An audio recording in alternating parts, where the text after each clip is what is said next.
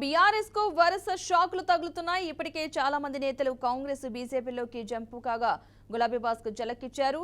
తాజాగా Bhadrachalam BRS MLA Tellam Venkatrao car పార్టీని వీడి కాంగ్రెస్ లో చేరారు. సీఎం రేవంత్ రెడ్డి పొంగులేటి సమక్షంలో కాంగ్రెస్ కండువా కప్పుకున్నారు. తెలంగాణ అసెంబ్లీ ఎన్నికల్లో ఉమ్మడి ఖమ్మం జిల్లాలో బీఆర్ఎస్ నుంచి తెల్లం వెంకట్రావు మాత్రమే గెలిచారు. ఇప్పుడు ఆయన కాంగ్రెస్ లోకి వెళ్లిపోవడంతో ఖమ్మంలో బీఆర్ఎస్ ఖాళీ అయిపోయింది.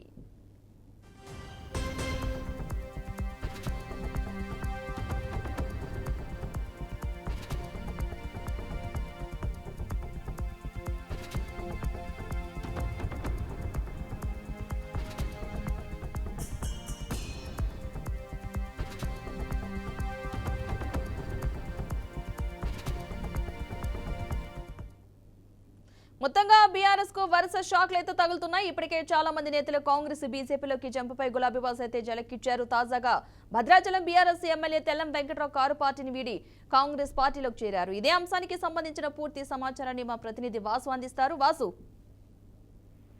పద్మ, బీఆర్ఎస్ పార్టీకి సంబంధించి ఖమ్మం జిల్లాలో ఉన్న ఏకైక ఎమ్మెల్యే తెల్లం వెంకట్రావు భద్రాచలం ఎమ్మెల్యే. ఆయన ఈ ఉదయం సీఎం రేవంత్ రెడ్డి సమక్షంలో కాంగ్రెస్ పార్టీలో చేరారు. ఆయన మొదటి నుంచి కూడా మంత్రి పొంగులేటి శ్రీనివాసరెడ్డికి ముఖ్య అంచరుడిగా ఉన్నారు. అయితే గత ఎన్నికల్లో భద్రాచలంలో కాంగ్రెస్ పార్టీ తరఫున పోడెం వీరయ్య సిట్టింగ్ కి సీట్ ఇవ్వడంతో ఆయన పొంగులేటి శ్రీనివాసరెడ్డితో పాటు కాంగ్రెస్ లో జాయిన్ కాలేకపోయారు.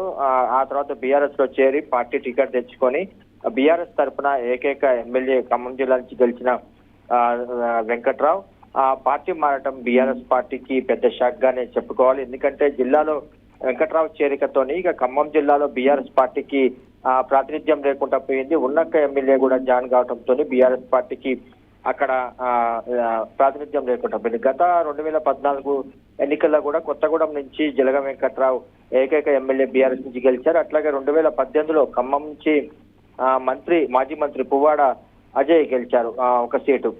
మొన్న ఎన్నికల్లో భద్రాచలం నుంచి బీఆర్ఎస్ కి ఏకైక ఎమ్మెల్యే గెలిచారు. ఆయన కూడా ఇప్పుడు కాంగ్రెస్ లో చేరటంతో బీఆర్ఎస్ కి అక్కడ ఉనికి లేకుండా పోయింది. ఇక రాబోయే రోజుల్లో ఖమ్మం జిల్లాకు సంబంధించి సమీకరణలు ఏ రకంగా ఉంటాయో చూడాలి. ఇటు లోక్సభ ఎన్నికలకు సంబంధించి మహబాద్ పార్లమెంటరీ పరిధిలోకి వస్తుంది భద్రాచలం. మహబాద్ సంబంధించి కూడా బీఆర్ఎస్ పార్టీకి ఎదురుదెబ్బగానే భావించాలి. లోక్సభ ఎన్నికల్లో అది కూడా ఆ ఫలితం కూడా మనం చూడాల్సి ఉంటుంది.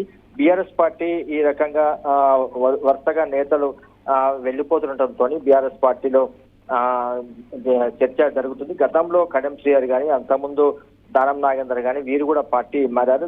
తాజాగా వెంకట్రావు కూడా పార్టీ మారటంతో బీఆర్ఎస్ పార్టీలో చర్చ జరుగుతుంది. Padma, right, thank you Vasu.